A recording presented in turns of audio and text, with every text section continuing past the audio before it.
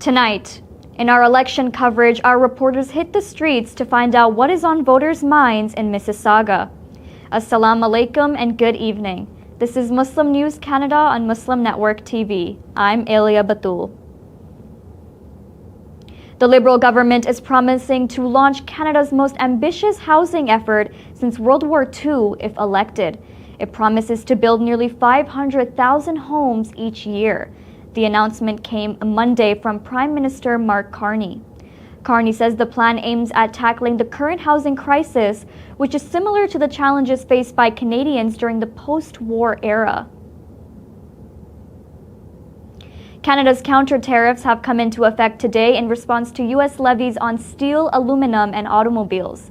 Ottawa has introduced matching tariffs on U.S.-made vehicles, but notably components from Mexico remain exempt. The move marks a significant escalation in the trade war initiated by President Trump. Shoppers at Asian supermarkets that offer imported goods are encountering difficulties. Several stores are experiencing shortages in their inventory. Iqbal store in Canada reports 8 out of its 13 rice varieties are unavailable.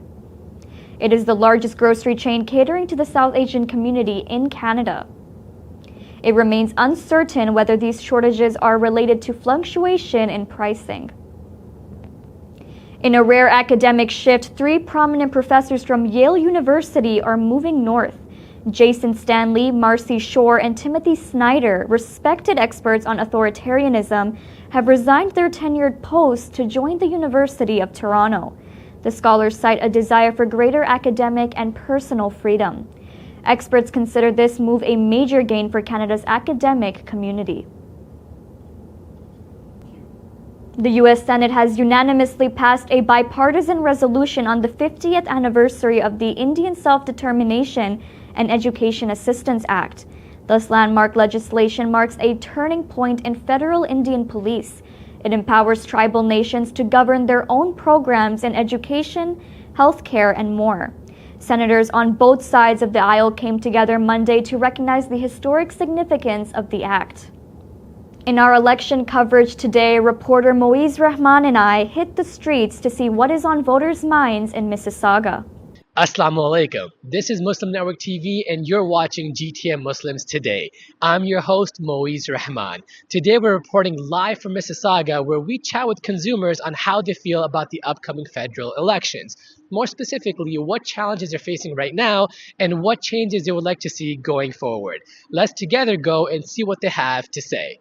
Daniel, thank you so much for joining us today. Can you tell us how you feel about the upcoming elections? Absolute pleasure to be on here. With the upcoming elections, I feel pretty positive that Aylia will have a good win, make some good positive changes to Canada, as well as our everyday economics. And I feel pretty good about the upcoming elections. I think a new change is upon us, and I think it'll be good. I think it's good.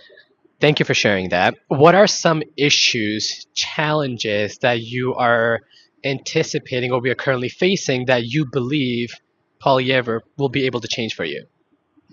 Definitely the income tax. I do think that alleviating some of that on us will be better for all of us. I do think he has a good idea of how to reinvest back into Canada and how to make our natural resources and everything that we could do a lot more viable as an export to other nations so that we can become a little bit more of a powerhouse within the actual world economics. In addition to the challenges and the changes that you just said right now, what are the top 3 challenges that you see as a consumer that our economy is facing that you believe need to be attended to? I think it's overtaxation. I think we get taxed way too much on too many things. I do think that there should be a tax restructure.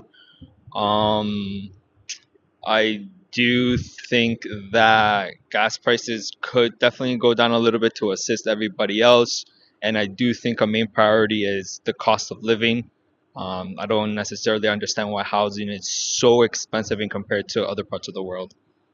Is it safe to say that at this point you know exactly who you will be voting for? Yes, I will be voting for Aylia. Daniel, thank you so much for your time.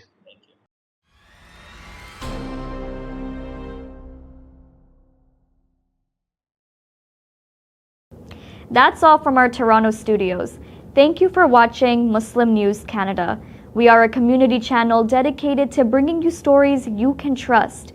Please like, share, and subscribe to our content. You can also comment to let us know what you think of our coverage. You can donate now by visiting muslimnetwork.tv/donate. For more content, keep watching Muslim Network TV.